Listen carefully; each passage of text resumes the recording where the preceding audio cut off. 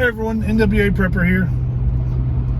So what do you carry in your car when you go out? When you leave the house, what is in your vehicle to keep you prepared? Now this video is most likely going to lead into a gear dump, and I can't do both sides. I don't even know why I did that. It's probably going to turn into a gear dump at another time, where I show you what I really do carry. Because I'm not full of crap. Well, let me rephrase that. I am as full of crap as anybody you've ever known. But when it comes to, I keep things in my vehicle to be prepared for emergencies, I'm not lying. Within reach right now, without even having to wiggle my rear end, I've got 2 flashlights, a tourniquet, a stocking cap, a pair of gloves, an emergency traffic cone, a glass cutter, 2 pocket knives, 2 pairs of non-latex nitrile gloves, 3 bottles of water, a snack, a phone, and an extra phone battery. That's off the top of my head. That's not my wallet. That's not my Glock. That's not my flashlight in my pocket. That's just stuff in and around the truck that I can touch right now. I can double that if I shifted my rear to the right. In the back, I've got a backpack with my EDC stuff in it, the stuff I carry every day, binoculars, another firearm, ammunition, rain gear, pen and paper, zip ties, tape, toilet paper, a couple bottles of water, a couple of Cliff Bars, multi-tool. I mean, that's just stuff that's right here. What do you carry? What keeps your vehicle ready to rock? You know, and not to mention, my big thing right now is I'm still at 3/4 of a tank of fuel. Now, mind you, I'm still 2 hours from the house, but as soon as I get back home, before I get in my night, I will top my fuel tank off, so when I park at home, I'm ready with a full tank of gas. Would I do that if I had 3/4 of a tank when I got home? If I'm feeling up for it, absolutely. And I'm feeling pretty froggy today. And I'm on a long trip, so several of these videos will be the same, dark and t-shirt. But what extra things? So the things that I've kind of mentioned are pretty normal. You guys may not have 3 flashlights in the front of your cab, much less 4. But, you know, most of those things are normal. I carry a toolkit. A basic toolkit in a little bag in the cab of the truck. In the back of the truck, I carry a couple cordless power tools that are helpful on the road, a cordless impact, you know, some things like that. That in 2 tubs that I slide in and out, and they don't live in my truck. But when the truck starts, the first thing I do is make sure there's ice and water in the cooler. Sometimes sweet peach tea, depends. There hasn't been any of that for a couple of weeks, a couple months maybe.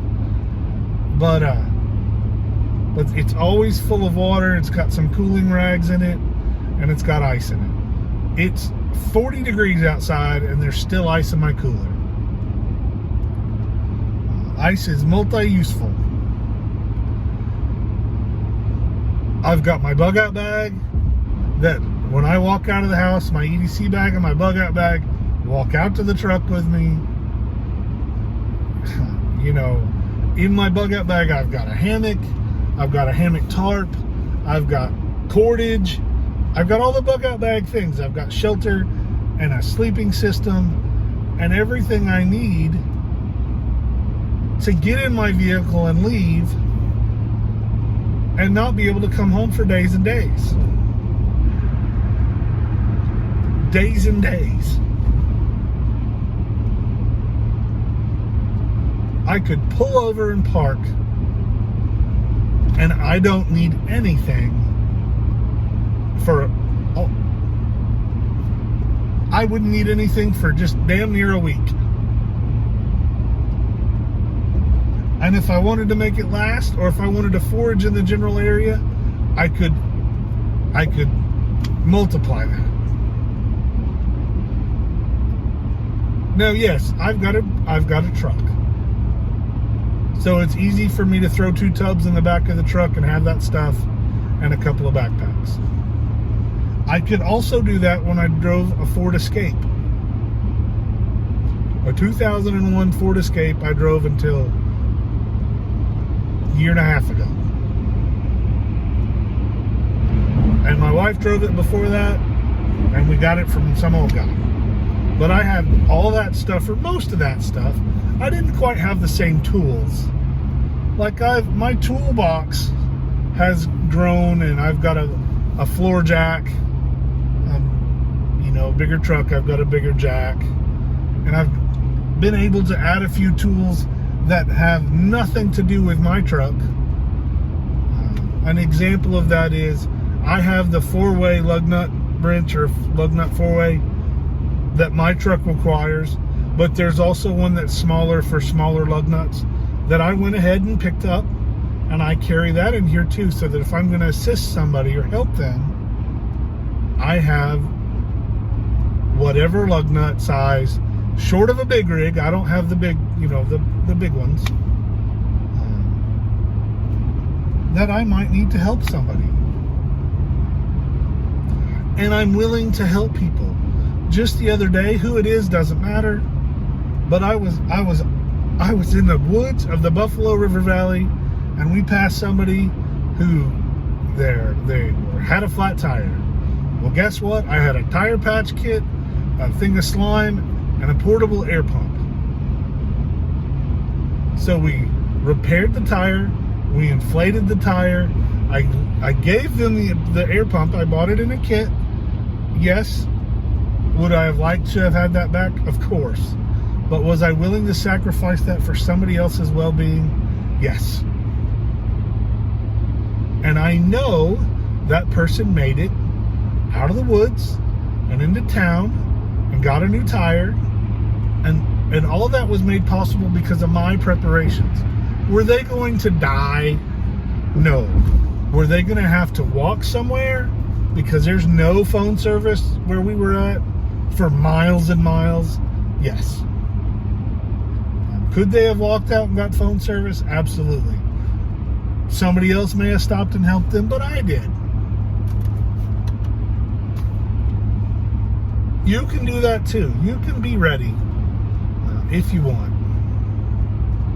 In your vehicle, and I'm wobbling a lot. Hopefully it's a little stable. In your vehicle, you can be ready for more than you can when you're on foot, of course, and you need to try.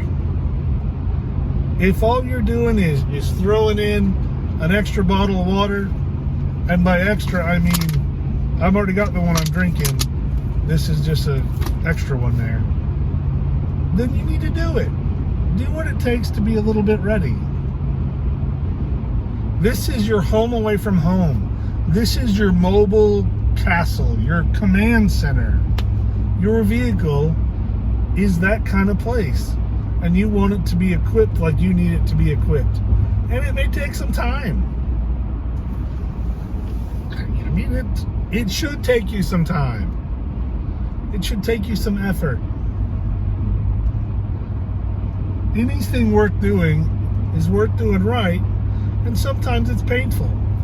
The time and thought involved, the lack of grocery getting room you may lose, all that's important. Make the effort to get your vehicle ready. And I really should, in the daylight, find a happy place that I can show you some of the stuff that I carry. Because I don't name all of it. I've got a couple cans and a couple totes and things. Holy crap. Just communication devices in addition to the cell phone I'm talking on, I have 4 handheld radios that I can reach. I have a mobile radio that's mobile, like I don't even have to sit it in the car, with a mobile antenna. I've got another radio that I'm going to get installed in here. I won most of those, or they were given to me.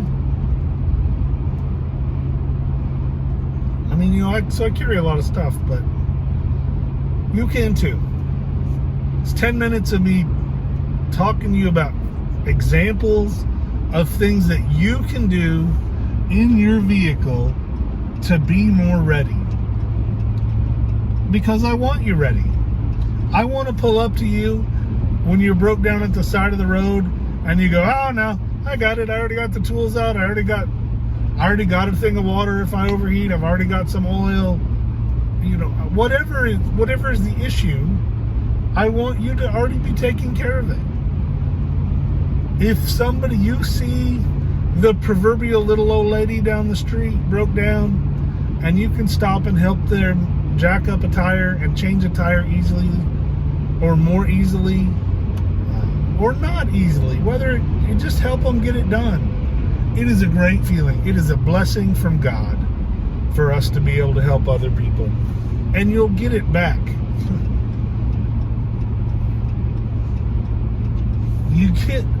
You get what you give. If you give of yourself to others, others will give of themselves to you.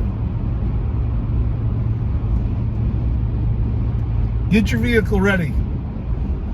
Make sure that next week you're more prepared for something in your vehicle than you were this week. I challenge you to do that. Matter of fact, that may be something of the next NWA Prepper Challenge. I'll have to put some thought into that. Thanks for watching. Let's get ready.